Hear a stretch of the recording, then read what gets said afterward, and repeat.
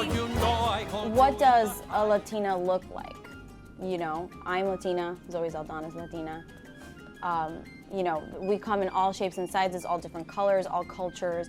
And I think with a fairy tale in particular, it's more about the message and highlighting what's special about our culture instead of being divisive, you know, or choosing one over the other. And so while I think there's room for a Mexican princess or a Dominican princess or a Puerto Rican princess, I think Elena, as the first Latina Disney princess, her function is to tell a story of leadership, of courage, of bravery, and she also happens to be Latina. What we want to do is create this world called Avalor, which would be a fairy tale kingdom inspired by Latin American and Hispanic culture.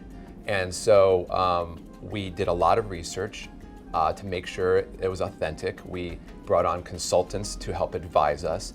And it was just very important to us to make sure that Avalor felt Latin American. So much of the story is about making your own way. When I was growing up in Miami and I didn't have a ton of examples of what exactly I wanted to do and the kind of career I wanted to have, I knew I didn't want to play certain kinds of stereotypes and things like that. And there were only a few people that you know, Hollywood or whatever has elevated to the level where I'm like, oh, that could be an example or that can be an example. But if there's not an example, you have to make it up. Well, I've been waiting for a Latina princess since I was a little girl, so I'm really excited to be working on Elena. I think it's important for Latinas to see themselves, to see a princess that looks just like them, and someone who is bold and compassionate and is courageous as Elena. I think it's important.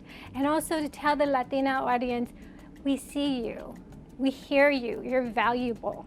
I had created another TV show, and during that show takes place in the Disney Princess universe. And so while I was working on that, I was immersed in the world of Disney Princess, and it became clear very quickly that there was a dire need and demand for a Latina princess. And so I started thinking about what kind of character I could incorporate into that show, and then it quickly occurred to me that it really deserves its own series. With a television series, you have the opportunity of spending more time with Elena. You know, a movie is an hour and a half, 2 hours. We have 26 episodes just in the first season. So as an actress, it's great for me because I get to work, for 26 episodes. But I just think there's more storytelling, it's more in depth, it's more complex.